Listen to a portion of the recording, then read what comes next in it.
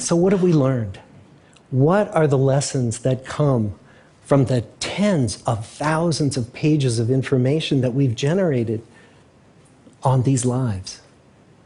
Well, the lessons aren't about wealth or fame or working harder and harder. The clearest message that we get from this 75-year study is this: good relationships keep us happier and healthier, period. We've learned 3 big lessons about relationships. The first is that social connections are really good for us and that loneliness kills.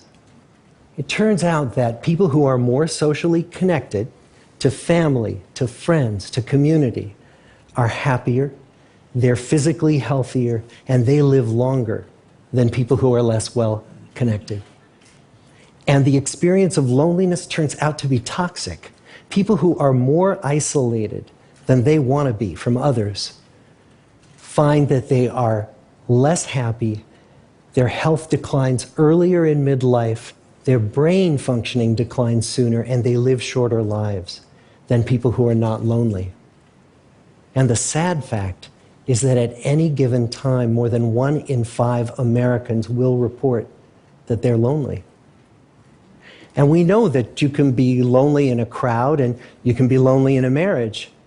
So the second big lesson that we learned is that it's not just the number of friends you have, and it's not whether or not you're in a committed relationship, but it's the quality of your close relationships that matters. It turns out that living in the midst of conflict is really bad for our health. High conflict marriages, for example, without much affection, turn out to be very bad for our health, perhaps worse than getting divorced. And living in the midst of good, warm relationships is protective.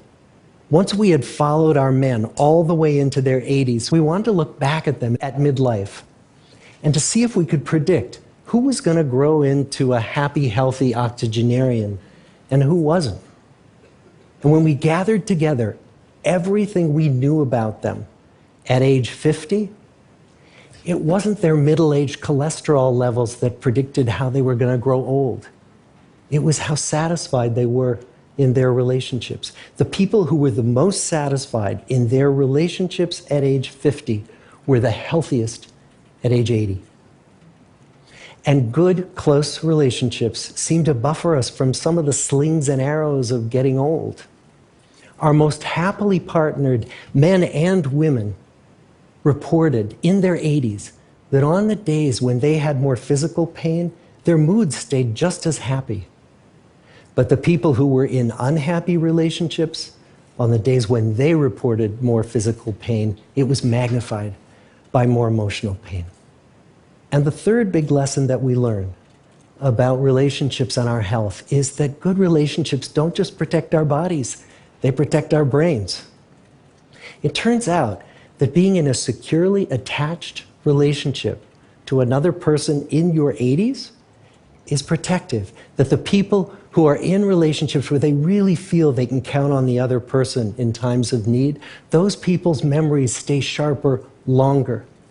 And the people in relationships where they feel they really can't count on the other one, those are the people who experience earlier memory decline.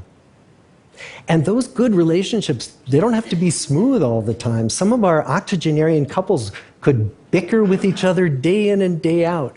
But as long as they felt that they could really count on the other when the going got tough, those arguments didn't take a toll on their memories. So, this message that good, close relationships are good for our health and well-being, this is wisdom that's as old as the hills. Why is this so hard to get and so easy to ignore?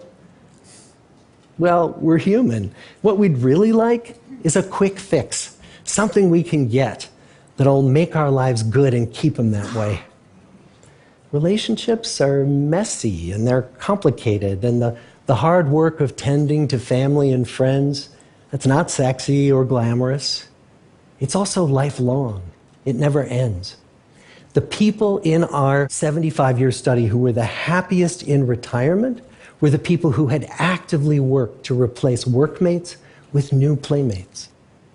Just like the millennials in that recent survey, many of our men, when they were starting out as young adults, really believed that fame and wealth and high achievement were what they needed to go after to have a good life.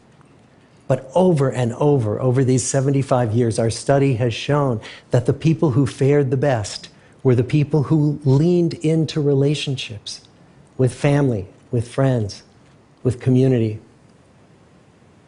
So what about you? Let's say you're 25, or you're 40, or you're 60. What might leaning into relationships even look like? Well, the possibilities are practically endless. It might be something as simple as replacing screen time with people time, or livening up a stale relationship by doing something new together, long walks or date nights, or reaching out to that family member who you haven't spoken to in years, because those all too common family feuds take a terrible toll on the people who hold the grudges. I'd like to close with a quote from Mark Twain. More than a century ago, he was looking back on his life, and he wrote this: "There isn't time, so brief is life, for bickerings, apologies, heartburnings, callings to account. There is only time for loving, and but an instant, so to speak, for that." The good life is built with good relationships. Thank you.